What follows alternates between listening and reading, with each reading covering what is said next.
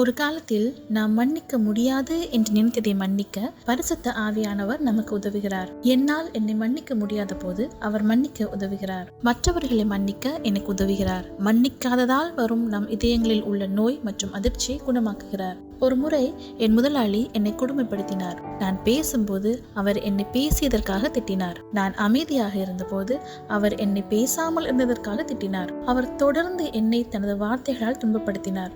ஒரு நாள் என் முதுகில் ஒரு புடைத்த வட்டு ஏற்பட்டது. என்னால் அசையவே முடியவில்லை. ஒரு வாரம் கழித்து என் முதலாளி என்னை வேலைக்கு திரும்பி வர சொன்னார். மன உறுதியால் மட்டுமே என்னால் அதை வெல்ல முடியும் என்று கூறினார். என்னால் நடக்க முடியாவிட்டாலும் நான் போக வேண்டியிருந்தது.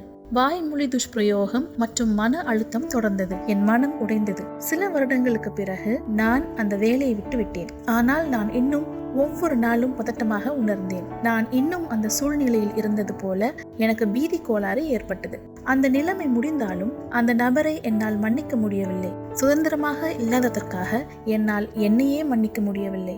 என் இதயம் ஒவ்வொரு நாளும் வலித்தது. சுவாசிக்க கடினமாக இருந்தது. நான் மருத்துவமனைக்கு சென்றேன். ஆனால் அவர்கள் எந்த தவறும் இல்லை என்று சொன்னார்கள். மன அழுத்தம் என்று சொன்னார்கள். ஒரு நாள் சுவாசிப்பது இன்னும் கடினமாகிவிட்டது.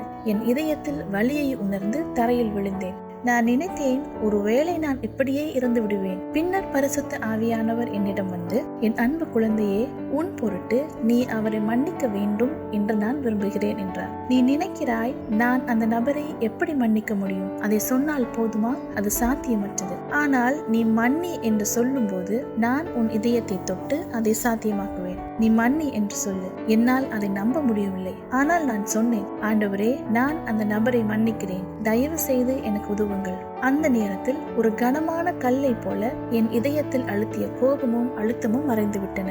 என் இதயம் லேசாகிவிட்டது. நான் இனி அந்த நபரையோ அல்லது என்னையோ வெறுக்கவில்லை. என் இதயத்தில் ஒரு பெரிய அமைதி வந்தது.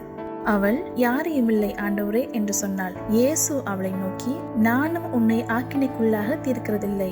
நீ போ, இனிமேல் பாவம் செய்யாதே என்று கூறினார்.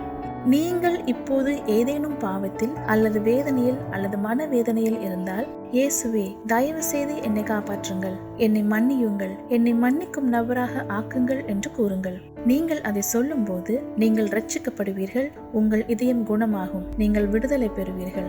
இயேசு உங்களுக்காக காத்திருக்கிறார். உங்கள் இதயம் வலிக்கும் போது, உங்களையோ அல்லது மற்றவர்களையோ மன்னிக்க முடியாத போது, இயேசுவை நோக்கி கூப்பிடுங்கள்.